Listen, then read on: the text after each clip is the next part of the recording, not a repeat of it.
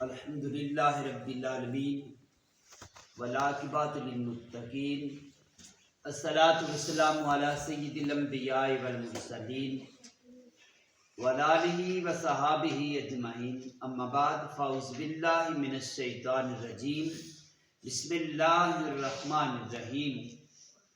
اللہ تعالیٰ نے قرآن مجید فرقان حمید میں ارشاد فرمایا، وَأَقِیمُوا الصَّلَاةَ وَآتُوا الزَّکَاةَ وَارْکَعُوا مَعَ الرَّاکِعِینَ۔ تو نماز کے بارے میں گفتگو کی جا رہی تھی۔ آج بھی اسی موضوع پر چند حدیثیں آپ کے گوش گزار کرتا ہوں۔ حضور نبی پاک علیہ الصلوۃ والسلام کے مختلف صحابہ سے روایت ہے، حضرت سہیل بن سعد نے فرمایا کہ لوگوں سے کہا جاتا تھا کہ اپنے دائیں ہاتھ کو نماز میں اپنی بائیں کلائی پر رکھو، دائیں ہاتھ کو اپنی بائیں کلائی کے اوپر رکھو، اس طریقے سے ہاتھ باندھو۔ نبی پاک علیہ الصلوۃ والسلام کے صحابہ کا معمول تھا کہ ایک دوسرے کو بتاتے سکھاتے نماز کا عمل، کہ اس طرح نماز ادا کرنی ہے، اس طرح نماز پڑھنی ہے۔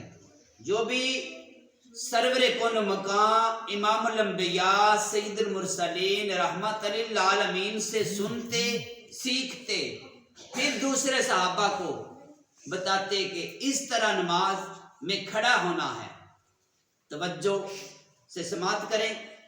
اور ابو حزام نے بیان کیا ہے کہ مجھے بھی یہی معلوم ہے کہ اسے حضور نبی کریم علیہ الصلوۃ والسلام سے کی طرف ہی مرفوع کیا گیا ہے کہ آقا علیہ الصلوۃ والسلام نے اسی طرح بتایا ہے کہ دائیں ہاتھ کی کلائی کو بائیں ہاتھ کی کلائی پر رکھیں۔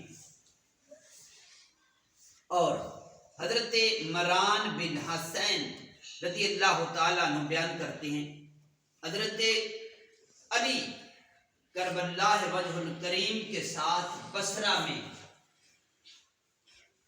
نماز پڑھی تو فرمایا انہوں نے ہمیں وہ نماز یاد کروا دی جو ہم نے رسول پاک صلی اللہ علیہ وآلہ وسلم کے ساتھ پڑھا کرتے تھے۔ آج اس یاد کو تازہ کر دیا، بتایا کہ آپ جب بھی اٹھتے اور جھکتے تو تکبیر کہا کرتے تھے، یعنی جب رکوع کرتے تب بھی تکبیر، اور رکوع سے کھڑے ہوتے پھر بھی کہتے اللہ اکبر، تکبیر پڑھتے۔ اور حضرت ابو سلمہ رضی اللہ تعالیٰ عنہما بیان کرتے ہیں کہ حضرت ابو ہریرہ رضی اللہ تعالیٰ عنہ سے انہوں نے نماز پڑھایا کرتے تھے، تو وہ جب بھی جھکتے اور جب اٹھتے تو تکبیر کہتے، جب نماز فارغ ہوئے تو فرمایا میری نماز تم سے سب سے زیادہ رسول پاک صلی اللہ علیہ وآلہ وسلم کی نماز کے ساتھ مشابہت رکھتی ہے۔ حضرت ابو ہریرہ کہتے ہیں اور حضرت ابو سلمہ کہتے ہیں، یہ راوی بیان کرتے ہیں کہ ہم جو نماز پڑھتے تھے، جس طرح امام الانبیاء سید المرسلین رحمت للعالمین نماز پڑھتے تھے، وہی ہمارا طریقہ ہے۔ ہم ان کی مشابہت اختیار کرتے ہیں، جس طرح حضور نماز ادا کرتے تھے اسی طریقے کے ساتھ ہم بھی نماز ادا کرتے ہیں۔ اب اسی بکار یہ آقا علیہ الصلوۃ والسلام کے صحابہ کا معمول رہا ہے کہ وہ جس طرح حضور علیہ अलैहिस्सलाम को नमाज पढ़ते देखते, इसी तरह वो भी नमाज अदा करते। और आगे हजरत अनस बिन मालिक रज़ी अल्लाह ताला अन्हु बयान करते हैं कि नबी पाक अलैहिस्सलाम के गुलाम हैं, सहाबा में से बड़े प्यारे जाननिसार हैं।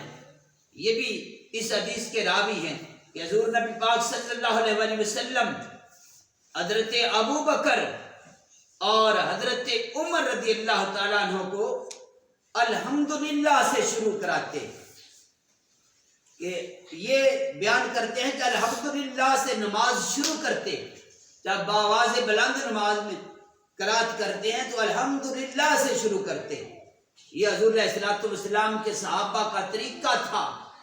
और हजरत अनस बिन मालिक रज़ी अल्लाह ताला अन्हुमा बयान करते हैं कि रसूल पाक सल्लल्लाहु अलैहि वसल्लम ने फरमाया, अपने सहाबा को, सहाबा का मामूल था हजरत अमीरुल मोमिनीन अबू बकर सैयदना सिद्दीक़ अकबर और अमीरुल मोमिनीन उमर बिन खत्ताब रज़ी अल्लाह ताला अन्हु और अमीरुल मोमिनीन हजरत उस्मान गनी की इक्तदार ने नमाज पढ़ी, मगर मैंने उनमें से किसी को बिस्मिल्लाहिर्रहमानिर्रहीम